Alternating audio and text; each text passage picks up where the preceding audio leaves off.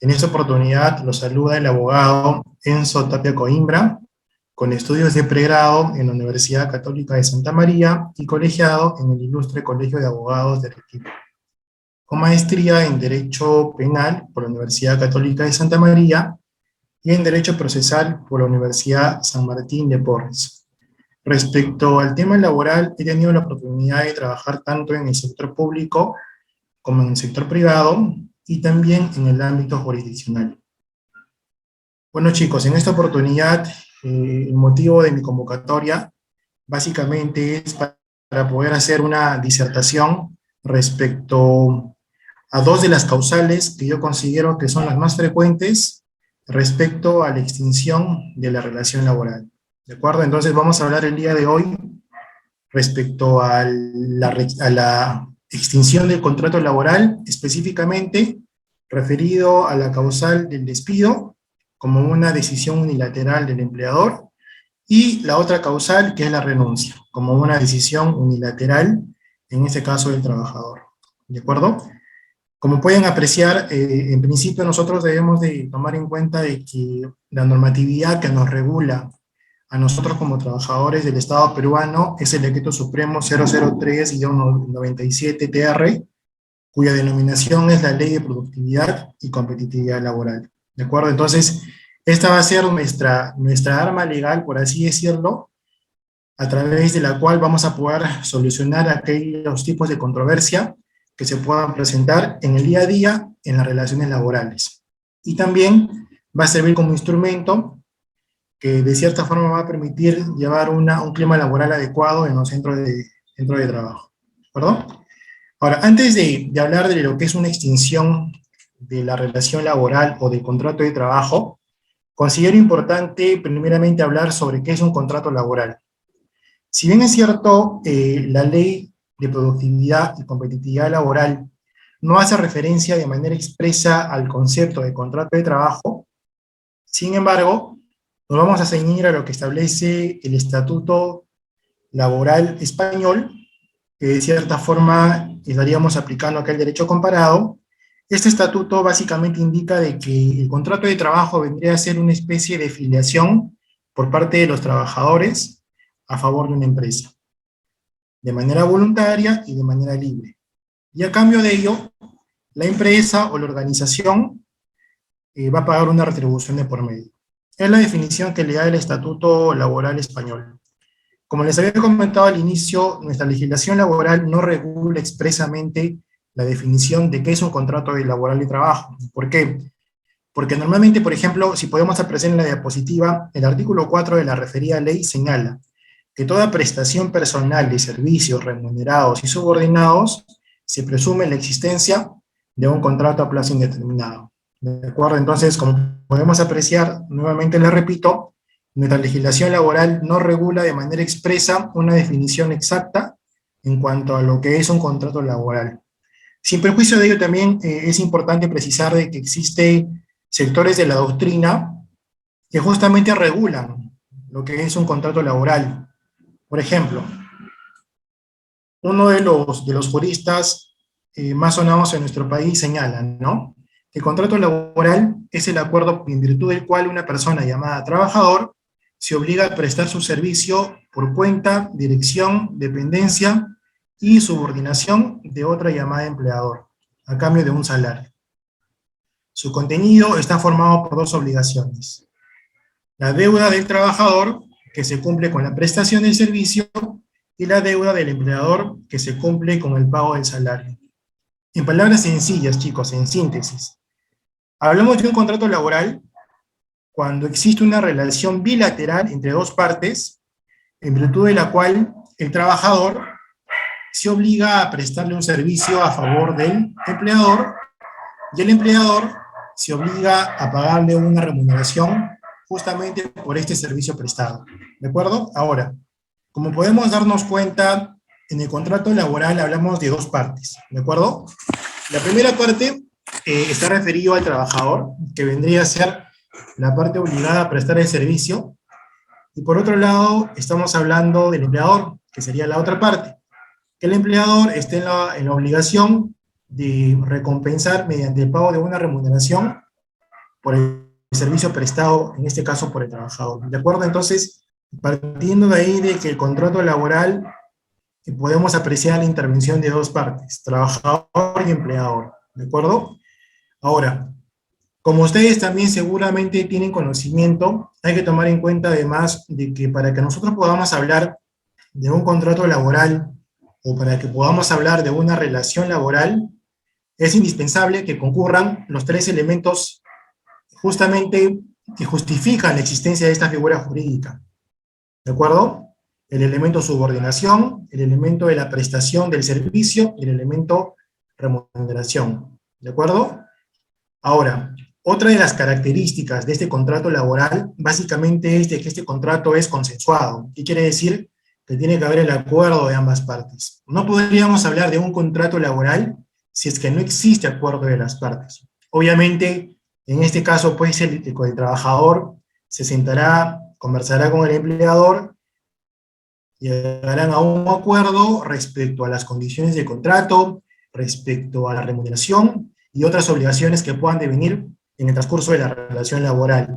Y una vez que ambas partes se pongan de acuerdo, recién podremos hablar de un contrato laboral. Entonces, hablamos de que tiene que haber sido un consenso, un acuerdo de voluntad de ambas partes. Asimismo, hay que tomar en cuenta de que este contrato laboral es bilateral. ¿Por qué? Porque yo no podría hablar de un contrato si únicamente existe una parte, ¿ya? Para que yo hable de contrato, tomando en cuenta de que es una manifestación de voluntades, como su propio nombre lo indica, yo requiero de manera imperativa la existencia de dos partes, ¿de acuerdo? Entonces, para mí considero que son estas características las más básicas y las más importantes que debemos de conocer para poder entender qué es un contrato laboral, ¿de acuerdo? Ahora, hay que tomar en cuenta también que justamente como lo había mencionado hace un momento, uno de los elementos importantísimos de un contrato laboral o de una relación laboral es básicamente el tema de la remuneración, ¿de acuerdo?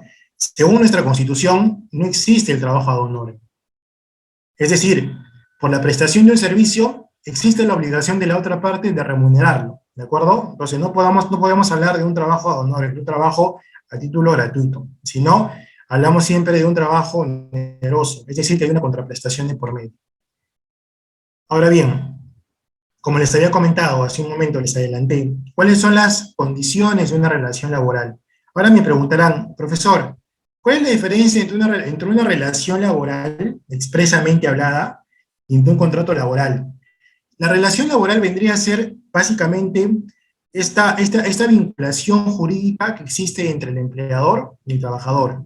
Y el contrato laboral vendría a ser una especie de que este vínculo entre una parte y la otra se encuentra materializado a través del instrumento contrato de trabajo, que no es otra cosa el documento, el papel, que contiene el acuerdo de voluntades que origina la existencia de una relación laboral. ¿De acuerdo? Entonces podríamos hablar de esa manera para hacer una diferencia más adecuada. Ahora, los elementos, como les había comentado, básicamente la prestación personal del servicio, es decir, es un servicio personalísimo, porque contratan a A para que A, en base a su hoja de vida, en base a su experiencia, para que A preste un servicio determinado. La remuneración, lo que les había comentado hace un momento, y la subordinación, que está básicamente vinculada a que existe una especie de subordinación respecto al trabajador en cuanto al empleador. Es decir, yo como trabajador estoy subordinado al empleador. Y el empleador, en aplicación de su jus puniendi, en aplicación de su capacidad de dirección, él tiene la potestad de, en ejercicio de sus facultades, determinar el monto de mi remuneración, determinar las condiciones laborales, determinar mi horario de trabajo, determinar el lugar donde yo voy a prestar el servicio. Justamente esta situación es la que nosotros denominamos lo que es la subordinación, ¿de acuerdo? Ahora, no se vayan a confundir, chicos, de que nosotros, como les había comentado al inicio, esta disertación básicamente va a versar sobre las que yo considero las más usadas, causales, que generan la extinción de una relación laboral. Ojo de que ahora en la pandemia, como hemos podido apreciar, también existe una figura jurídica muy parecida a esta, que es la suspensión de la relación laboral. no confundamos términos, ¿de acuerdo? En una de ellas hablamos de suspensión de la relación laboral, y en la otra estamos hablando de la extinción de la relación laboral, que justamente la segunda de ellas es motivo de esta disertación. Ahora, una de las diferencias más saltantes respecto a la suspensión de la relación laboral y la extinción de la relación laboral, básicamente es que, como su propio nombre lo dice, en la suspensión, el cese de las obligaciones de ambas partes es de manera temporal, es de manera eventual, mientras tanto dure una situación en concreto. ¿De acuerdo? Entonces, en la suspensión de la relación laboral no existe un cese definitivo del vínculo laboral, sino que existe un cese temporal, un cese eventual, que mientras dure el motivo que lo generó, la relación laboral va a quedar suspendida. Y una vez que este motivo que generó esta suspensión desaparezca, obviamente la relación laboral o el vínculo laboral nuevamente tendrá vigencia y como consecuencia de ello surtirá efectos. A diferencia de la extinción de la relación laboral, básicamente que es una especie de cese definitivo del vínculo laboral. Es decir, ya no es temporal, es permanente.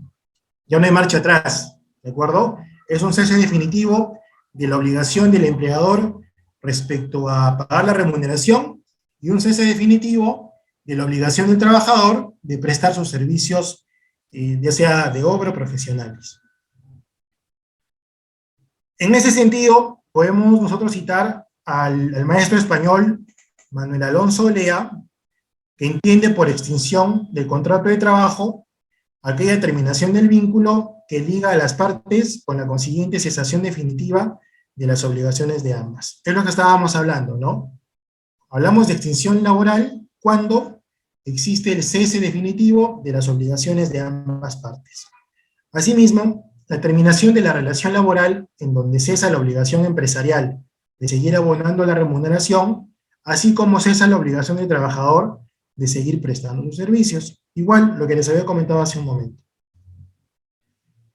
Ahora, hay que tomar en cuenta, chicos, de que nosotros, para que podamos determinar en qué casos procede la extinción del contrato de trabajo, debemos de observar principalmente dos principios: el principio de causalidad y el principio de tipicidad.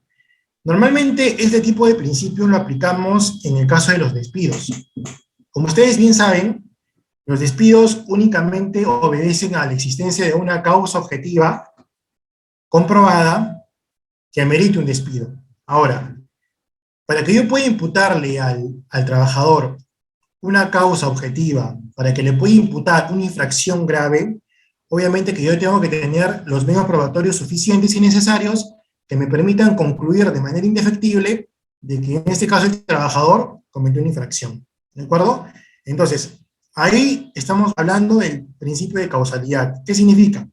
Que la extinción del contrato de trabajo debe obedecer a una causa debidamente comprobada. ¿De acuerdo? Asimismo, el principio de causalidad exige que el derecho sea estable. Es decir, nosotros hablamos de la extinción del contrato de trabajo o de la extinción de la relación laboral como una última ratio, porque como ustedes bien han podido apreciar el artículo 4 de nuestra ley laboral, el decreto legislativo, decreto supremo 0397, básicamente la norma indica de que ante la existencia de una prestación de un servicio, se presume la existencia de un contrato a plazo indeterminado. ¿De acuerdo? Entonces, eso debemos tomar en cuenta respecto al tema de la estabilidad laboral. ¿Qué quiere decir eso?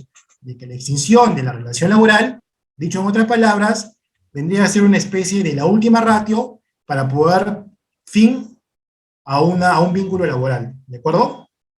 Ahora, respecto a la tipicidad, que también es un principio.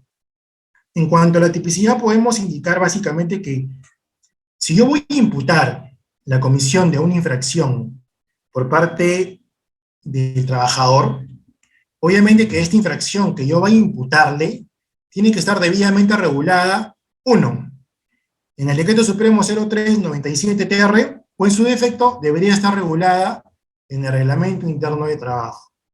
Como ustedes saben, mi fuente principal para yo poder aplicar una determinada sanción, como el despido, por ejemplo, mi fuente principal, ¿cuál es? El decreto supremo 03-97, que es la Ley de Productividad y Competitividad Laboral. En esa ley nosotros podemos apreciar de que existen de manera expresa cuáles son aquellas infracciones que ameritan un despido.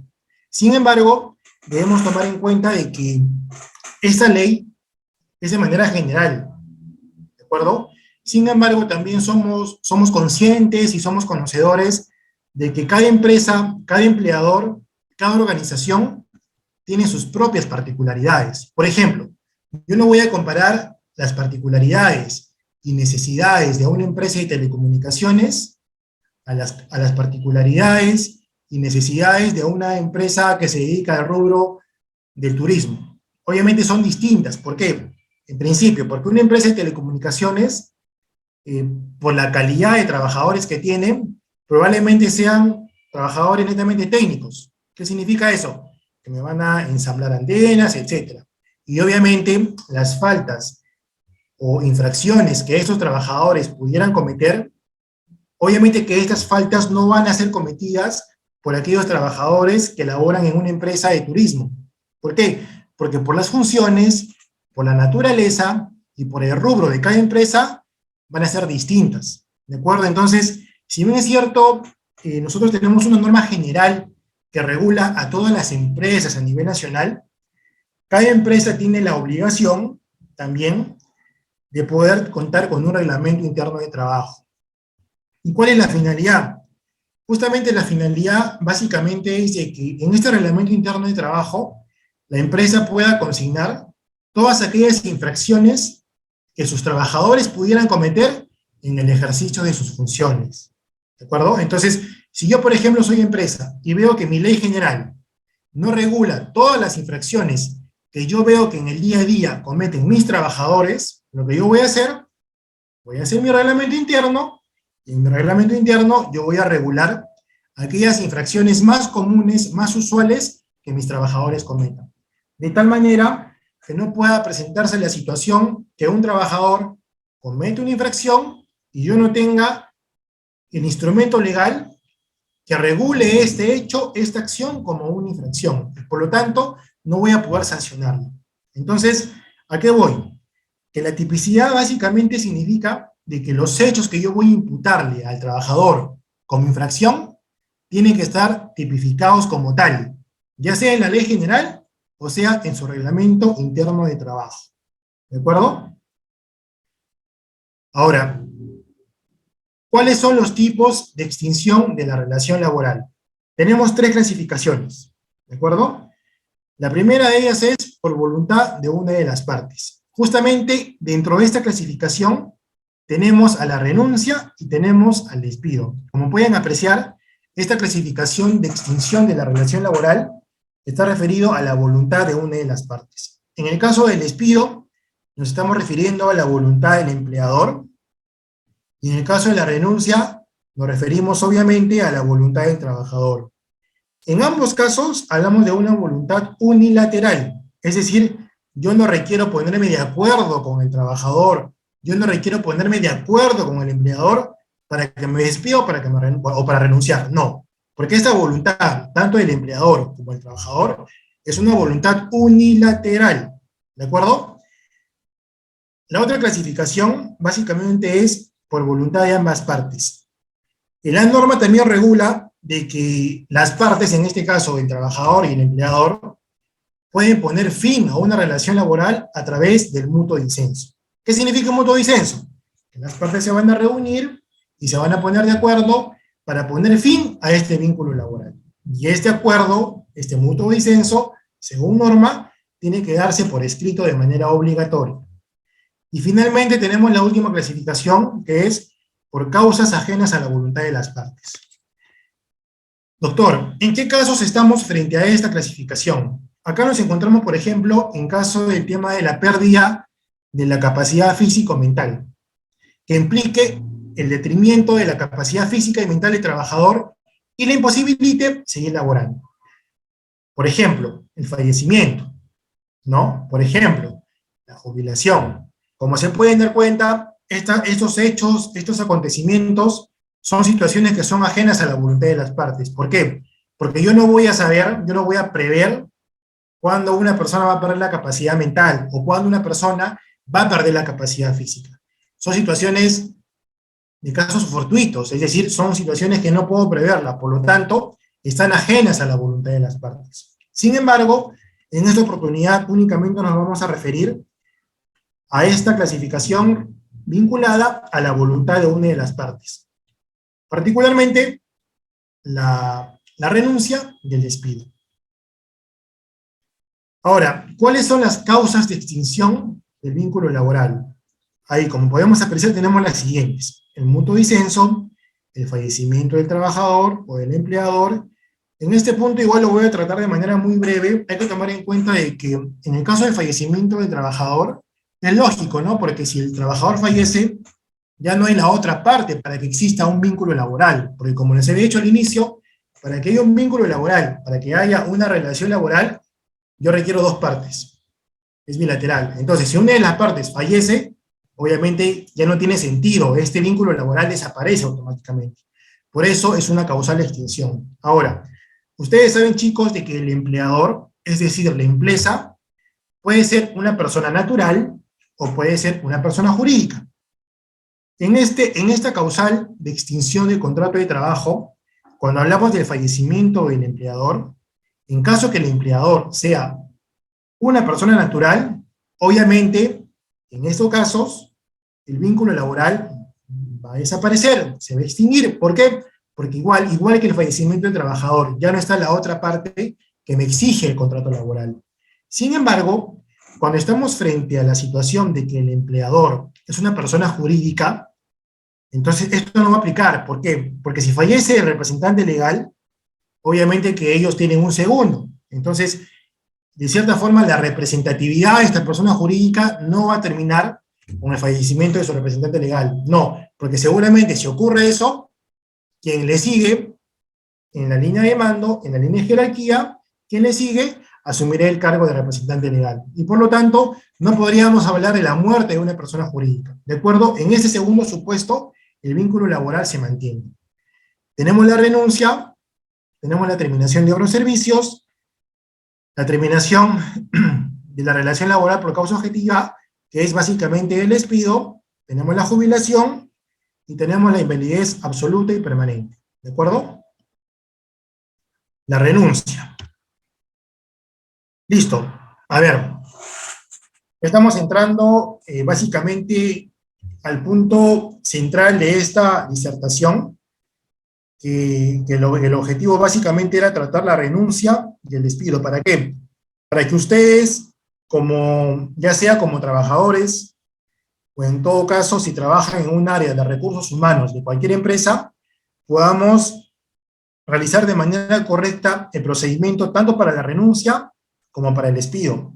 De tal manera de que no incurramos en errores que si, por ejemplo, en caso trabajemos en una empresa, errores que le pueden costar a la empresa multa. Entonces, justamente el motivo es ese, ¿no? De tener clara la figura de la renuncia y la figura del despido por parte del empleador. Como su propio nombre lo dice, ¿no? La renuncia es un ejercicio del derecho a la libertad del trabajo. Así, el trabajador tiene plena facultad de decidir para quién, dónde y por cuánto tiempo desea trabajar. Este derecho, en principio, no debería estar sujeto a ningún tipo de condición, restricción o circunstancia. Sin embargo, el trabajador debe cumplir con determinadas exigencias para hacer efectivo su cese, para evitar que de manera repentina deje de cumplir sus funciones y afecte el desarrollo de las actividades del empleador. Obviamente, como les había dicho, la renuncia es libre, es voluntaria, por lo tanto, es voluntad unilateral del trabajador decidir si continúa o no continúa laborando en una determinada empresa. Como pueden apreciar, chicos, en síntesis, yo como trabajador, en el ejercicio de mis derechos civiles, por mi condición de persona, yo tengo la opción, o yo tengo la facultad, yo tengo la prerrogativa de elegir para quién trabajo y hasta cuándo trabajo. ¿De acuerdo? ¿Por qué? Porque como les había dicho al inicio, si hablamos que el contrato es un acuerdo de voluntades, si yo no tengo la intención de seguir trabajando para una empresa, ya estaríamos hablando de un quebrantamiento de esta voluntad. ¿Por qué? Porque a mí nadie me puede obligar a trabajar a favor de una determinada empresa. Porque de ser así, estaríamos hablando de una coacción por parte de la persona que te está obligando en trabajar para una determinada empresa.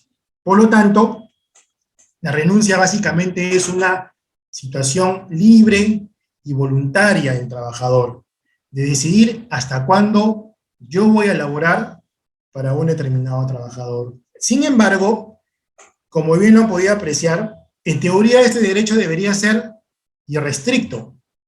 Sin embargo, hay que tomar en cuenta además de que, como todos sabemos, el derecho no es absoluto, el derecho es relativo, y por lo tanto, admite excepciones. ¿A qué me refiero en excepciones? Por ejemplo,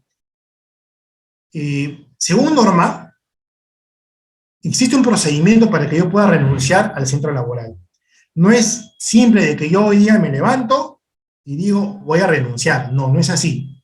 Justamente por eso la norma regula un procedimiento de renuncia. ¿Para qué? Para que también, supongamos, yo voy a renunciar, y obviamente al renunciar yo voy a dejar una vacante, yo voy a dejar un puesto libre en la empresa. Pero si nosotros admitimos de que yo pueda renunciar el mismo día, estaríamos poniendo en desventaja al empleador. ¿Por qué? Porque yo lo dejaría prácticamente sin tiempo, lo dejaría sin oportunidades para que el empleador pueda buscar mi reemplazo. Y justamente el sentido y el espíritu de la norma al momento de regular el procedimiento de la renuncia es ese, de que el empleador por lo menos tenga un tiempo para poder hacer una convocatoria, para que tenga un tiempo para poder elegir a tu reemplazo y un tiempo para que también tú, como trabajador saliente, puedas de cierta forma darle una inducción a tu reemplazo. De tal manera de que la empresa no se vea perjudicada con tu renuncia. Es el sentido, es el espíritu de la regulación del procedimiento de renuncia. Ahora, ¿cuál es el procedimiento? La norma te dice que si tú vas a renunciar, tú tienes que hacerlo con una anticipación no menor de 30 días. ¿Qué quiere decir eso? Si yo quiero trabajar hasta el último día hábil del mes, yo tendría que presentar mi renuncia el último día hábil del mes anterior, o en su defecto, el primer día hábil del mes hasta el cual pretendo trabajar. De tal manera que cumplamos con los 30 días de anticipación. ¿De acuerdo? Sin embargo, como también les había comentado, tomando en cuenta de que el derecho es relativo, la norma me permite de que yo pueda solicitar la exoneración de esos 30 días. ¿Por qué? Normalmente, en la práctica, se ha podido determinar que los trabajadores suelen renunciar, ¿cuándo? Cuando tienen una mejor oportunidad laboral, por un tema de viaje, o por un tema simplemente de estudios. ¿De acuerdo? Entonces, en el caso de viaje y en el caso de estudios, normalmente yo puedo prever el plazo, porque yo sé que ya de acá a 30 días voy a dejar de trabajar para dedicarme a estudiar.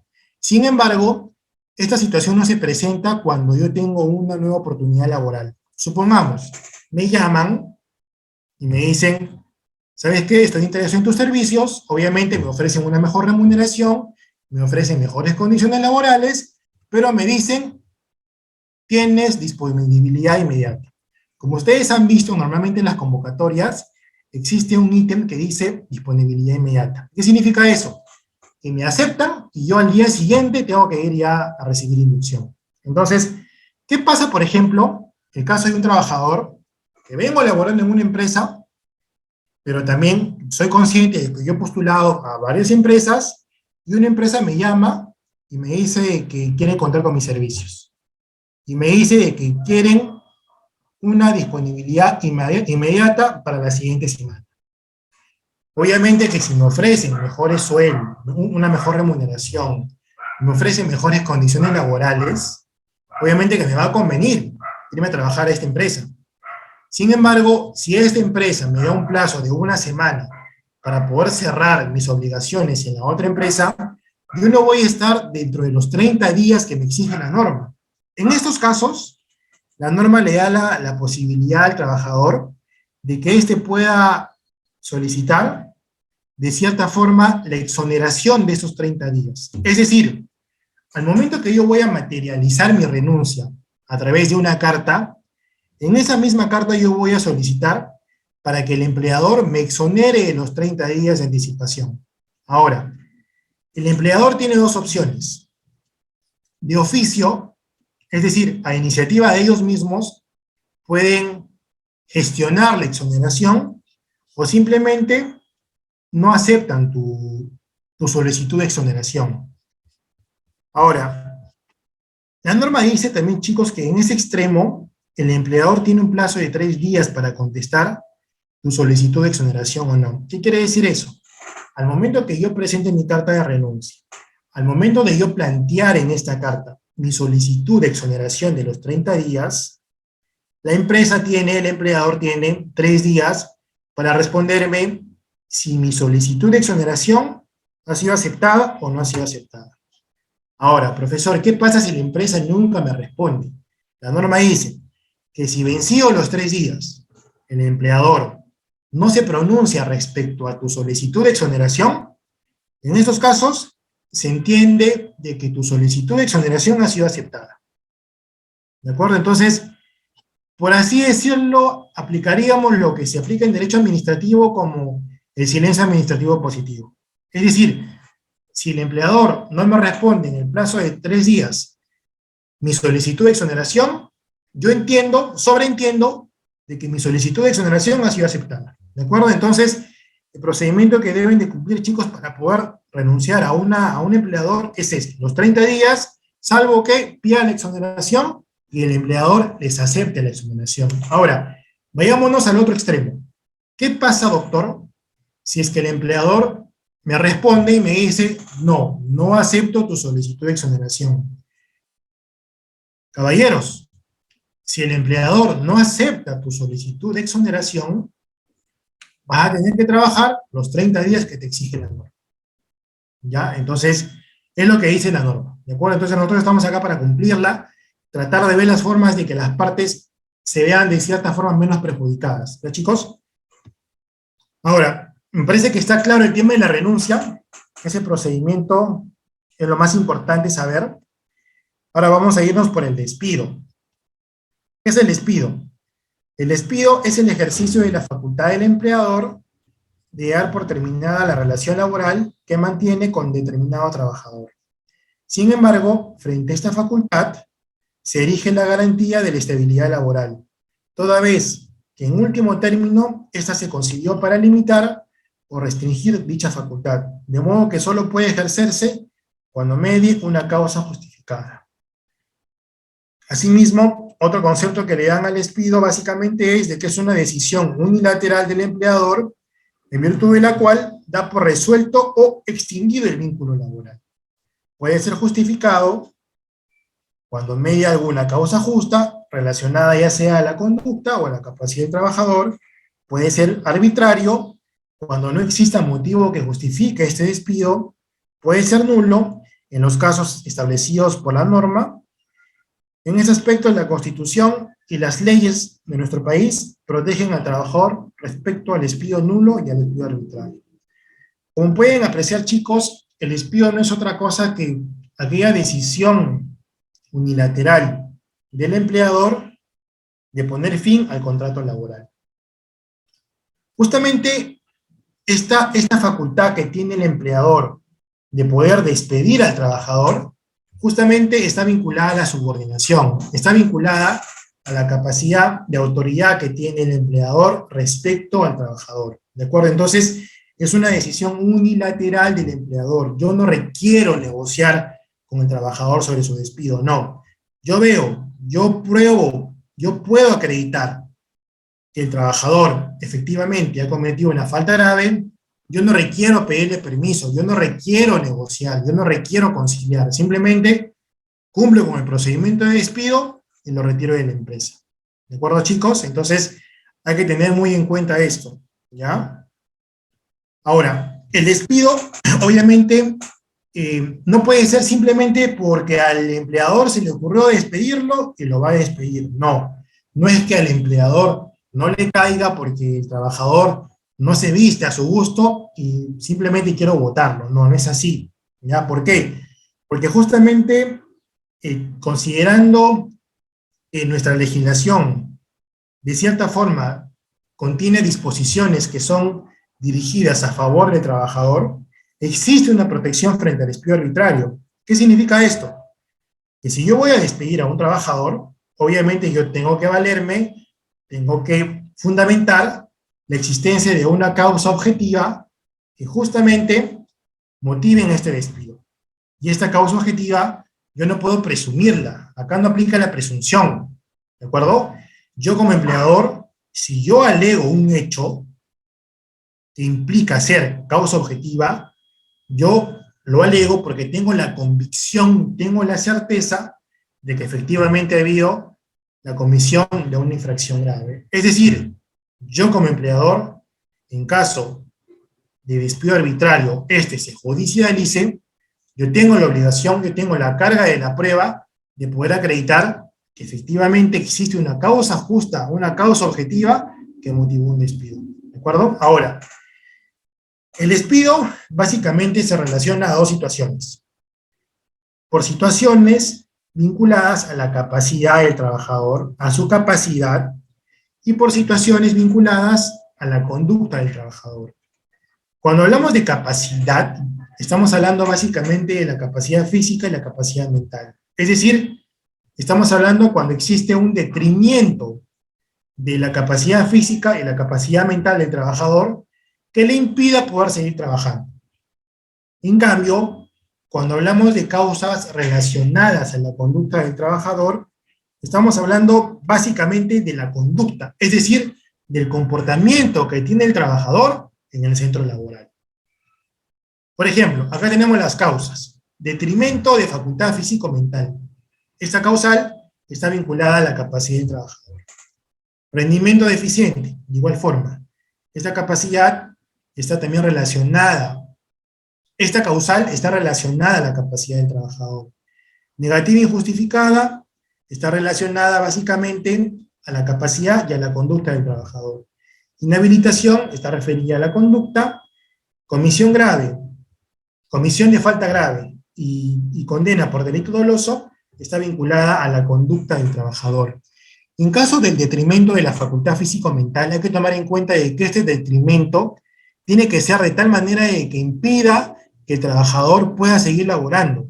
No estamos hablando de cualquier detrimento, ¿de acuerdo? Ahora, esta incapacidad que adquiere el trabajador como consecuencia de una enfermedad, como consecuencia de un accidente, no simplemente basta a que yo lo diga, ¿sabes qué? Tú tienes un detrimento de tu facultad física y mental, por lo tanto te voy a despedir. No.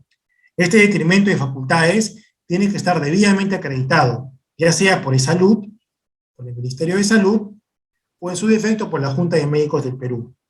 Ellos son el elemento técnico que van a determinar cuándo efectivamente un trabajador resulta siendo incapaz para seguir laborando en determinadas funciones. ¿De acuerdo?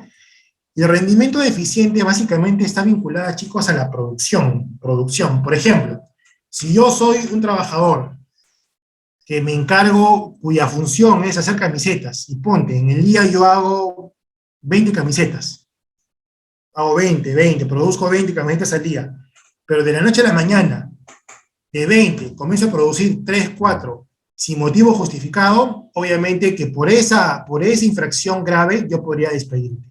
Pero obviamente yo también tengo que acreditar de que ese bajón en tu rendimiento no sea por una situación ajena a tu voluntad. Por ejemplo, si yo hago mis camisetas con una máquina, pero esta máquina está quedando obsoleta, o esta máquina simplemente ya no funciona como antes, no podrían imputarme a mí mi producción, mi baja de producción. ¿Por qué? Porque esta baja producción no se debe a una voluntad mía como trabajador, sino se debe básicamente a una situación que escapa de mi facultad, una situación que escapa de mi dominio. ¿Por qué?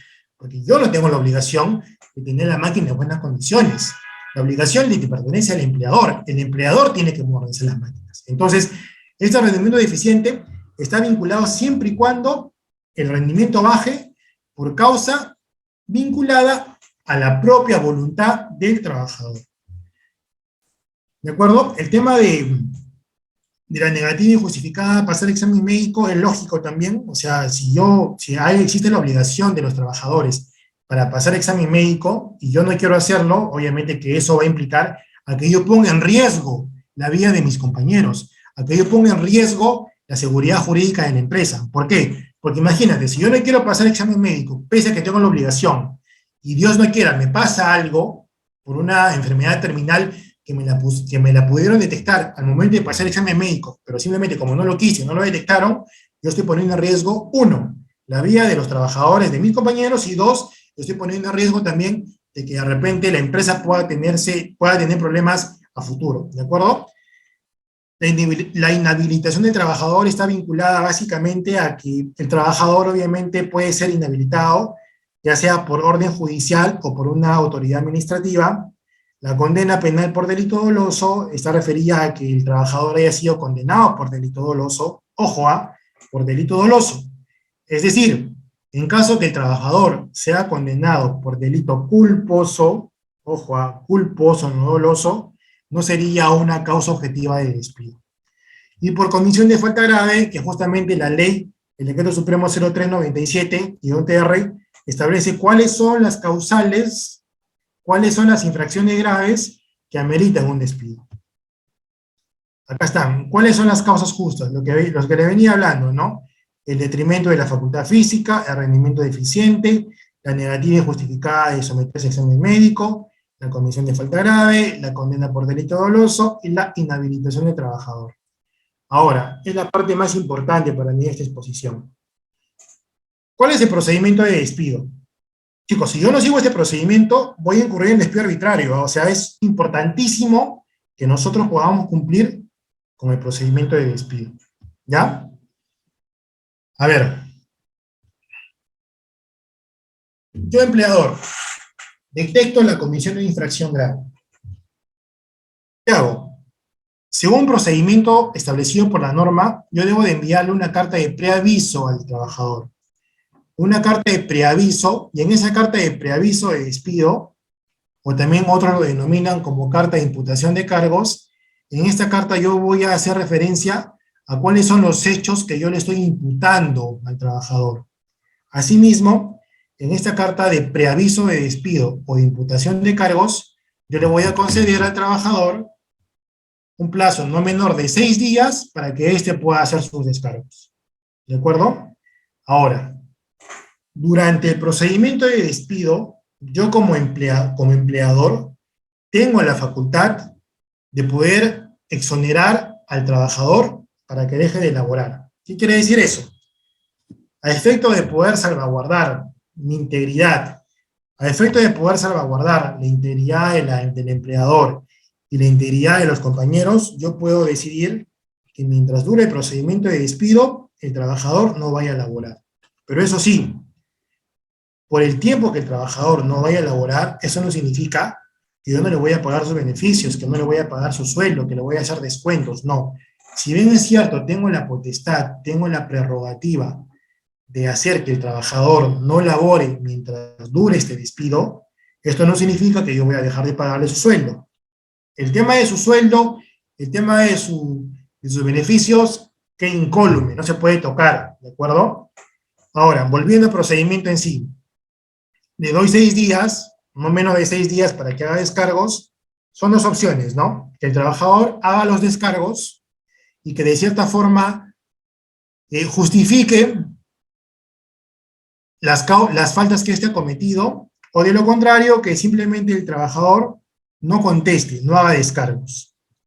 En caso que el trabajador no haga descargos, pese a habérsele otorgado el plazo respectivo, en este caso, por ejemplo, lo que procede es que el empleador proceda a enviarle la carta de despido. Ahora, ¿qué pasa si el trabajador sí responde la carta? Sí responde la carta de preaviso, sí hace descargos. Como les digo, chicos, son dos opciones. Puede que logre desvirtuar lo que dice el empleador o simplemente no adjunte medio probatorio alguno que desvirtúe ello. Ahora, si no adjunta medio probatorio que desvirtúe los hechos que se le están imputando, en estos casos, igual procede el despido. ¿De acuerdo? Ahora, ¿de qué manera yo puedo materializar este despido? El despido se materializa a través de una carta de despido, en virtud de la cual el empleador le va a comunicar por escrito al trabajador de la extinción y del cese definitivo del contrato de trabajo. Profesor, ¿y cómo envío esta carta? Una carta la puedes enviar a través de tu courier, pero yo particularmente recomiendo de que sea a través de una notaría. ¿Por qué? Porque existen casos que el trabajador no quiere recibir la carta. Entonces, si no quiere recibir la carta de despido, lo que voy a hacer yo, lo voy a enviar a través de una notaría. Y ustedes saben de que por procedimiento de notaría, si en caso no quiere recibir la carta, al segundo intento el notificador lo deja bajo la puerta y se entiende que es una notificación válida. Obviamente antes ha dejado un preaviso del día que va a volver, ¿no? Entonces, normalmente la carta de despido se materializa a través de un documento, de una carta propiamente dicha, y esta tiene que ser diligenciada a través de una notaría, ¿ya? Entonces, este es el procedimiento de despido que debemos de seguir nosotros para que no incurramos en un despido arbitrario. La carta de despido, como les dije, tiene que ser notificada de la forma como les había indicado, ¿de acuerdo? Ahora, en los lugares que no hay notario, también lo puede hacer el juez de paz o incluso lo puede hacer la policía. Algunas preguntas que nos puedan motivar producto de lo que hemos escuchado. Primero, actos de hostilidad equiparables al despido. Varias veces me han preguntado, profesor, ¿los actos de hostilidad se equiparan al despido? Mi respuesta es sí. ¿Por qué? Porque si bien es cierto, no es un despido expreso, si el empleador incurre de manera reiterada en actos de hostilidad en perjuicio del trabajador, doctrinariamente hablando estaríamos frente a un despido tácito. ¿Por qué? Porque la intención del empleador es cansar al trabajador. ¿Sabes qué? Te canso, te canso, te canso, te hinco, te hinco, te hinco, te hinco. ¿Para qué? Para que te aburras y para que renuncies. Pero si se dan cuenta, yo lo estoy llevando al trabajador a que renuncie. Por lo tanto, la doctrina también dice de que los actos de hostilidad que son equiparables al despido se podría considerar como un despido tácito. ¿De acuerdo? Ahora, ¿cuáles son aquellos actos de hostilidad equiparables al despido? Por ejemplo, que no te paguen tu remuneración, que te bajen tu remuneración, que te trasladen de un lugar a otro. Por ejemplo, tú vives en Arequipa y no sé, simplemente por aburrirte, te mandan hasta Pucallpa, sin motivo ni causa alguna que justifique esta situación. Es un acto de hostilidad. En caso, por ejemplo, el empleador tenga contigo violencia verbal a través de insultos, a través de vejaciones, etc. O incluso actos en contra que vayan contra la moral. ¿Cuál es el plazo que tienen los trabajadores para accionar judicialmente en los casos de nulidad de despido arbitrario y hostilidad? En el caso, por ejemplo, en caso que yo haya sido despedido, y en el caso que yo quiera solicitar el pago de indemnización por despido arbitrario, el plazo que yo tengo para poder accionar judicialmente son 30 días.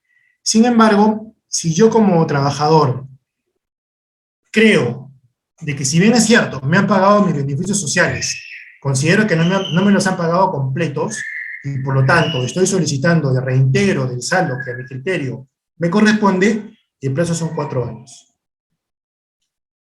¿Qué requisito previo debe cumplir el empleador para despedir a un trabajador por causa relacionada a su capacidad o conducta? Lo que les había comentado, ¿no?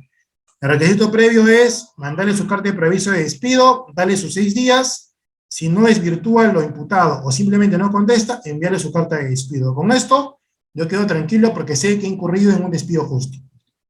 ¿Cómo se formaliza un despido? A través de una carta de despido, la cual lo voy a hacer debidamente diligenciada a través de una notificación, ya sea mediante notaría o mediante juez de paz, o en su defecto, en el peor de los casos, a través de la policía.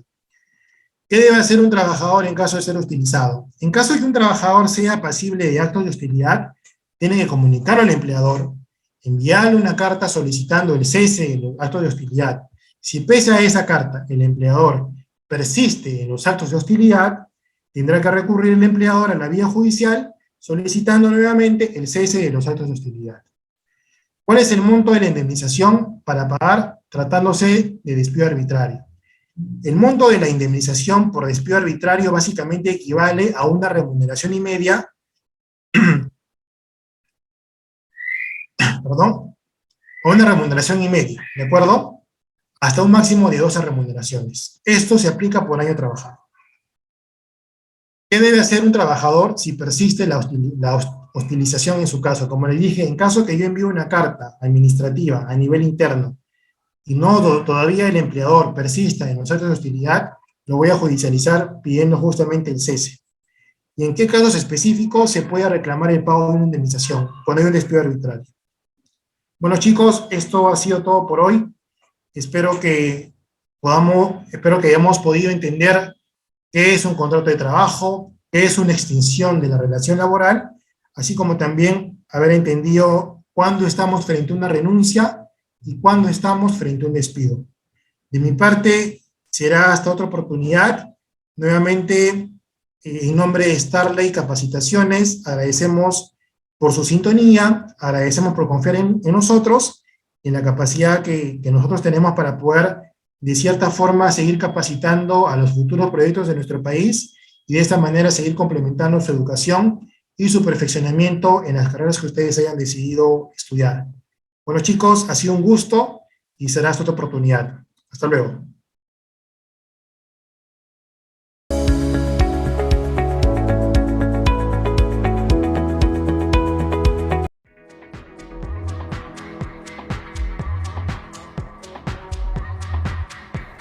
Hola a todos, mi nombre es Roxana Giselle Pereira Mestas, soy abogada de profesión y actualmente vengo desempeñándome como asesora en salud y también he sido jefa de recursos humanos en distintas entidades del Estado. Hoy vengo a invitarte al curso de especialización en asistente de recursos humanos, donde aprenderás conmigo distintos temas que son de utilidad para tu carrera y para tu desarrollo profesional. Vamos a ver temas como contrataciones, como fiscalización laboral, procedimientos de evaluación de desempeño de personal, entre otros. Además de ello, veremos importante casuística que te ayudará a resolver los principales problemas dentro de tu entorno laboral. Te esperamos.